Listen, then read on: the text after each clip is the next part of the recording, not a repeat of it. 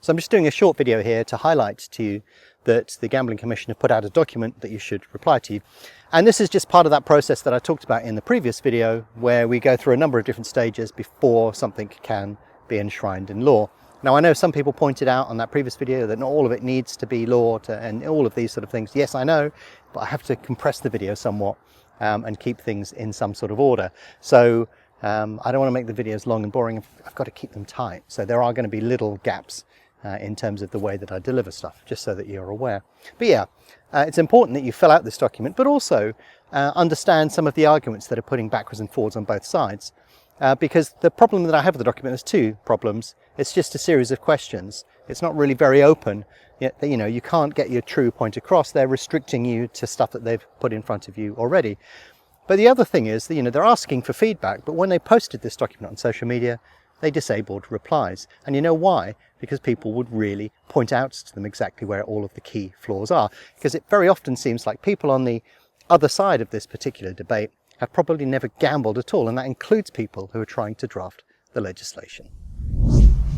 So one of the key ways that they're proposing to try and stop people from having problem gambling is putting in affordability limits. But there are so many issues with this.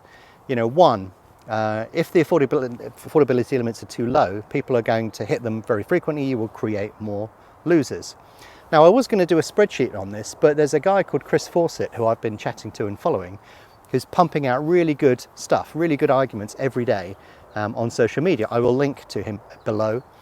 But also he created a simulation. I will link to the website where you can do that, where you can see this in real effect. Because if you're gambling on slots or roulette or something where you can pump money through the system very, very frequently, you'll basically lose money fairly quickly and consistently. But on sports, it's very, very different. And also the issue we've got as well is the limits are too low, inflation is high, it's effectively prohibition. It's not that, you know, I can't see how that's going to work for the long term.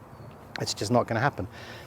If you buy a house, or if you deposit money with a broker or somebody like that, they'll do an anti-money laundering check on it and ask for source of funds and stuff. That's quite common. You could do the same on gambling without restricting.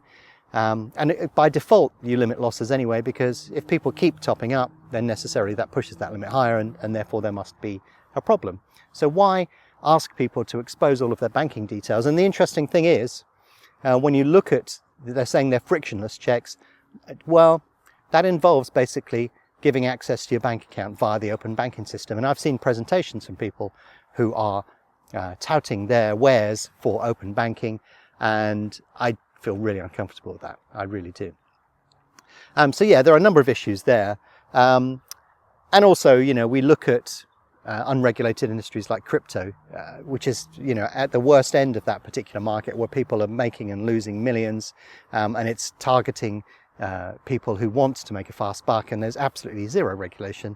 Why should that exist?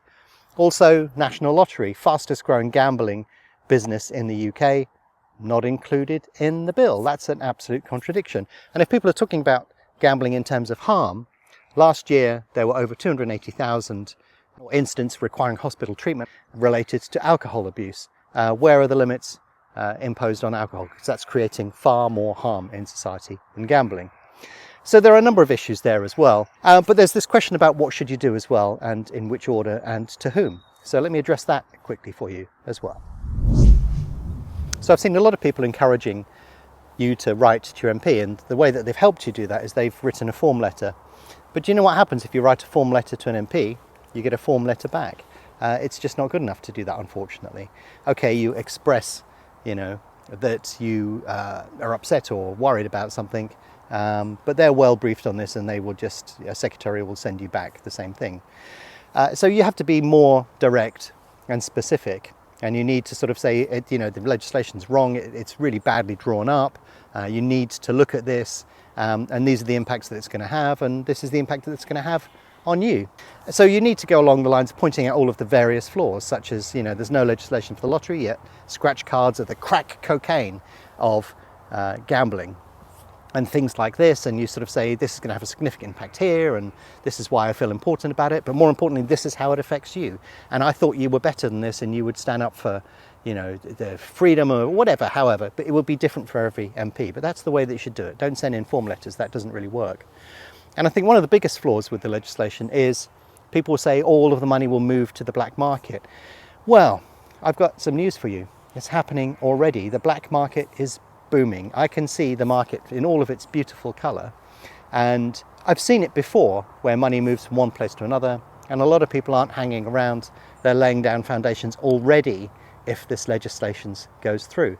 So the government will lose control of it, will lose tax revenue, and the fact is, with better drafted legislation, that could all be less of an issue.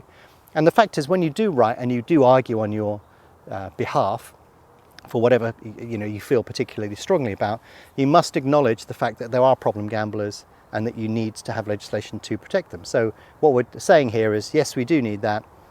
Here's how I would deal with that, but you need to protect the rights of everybody else.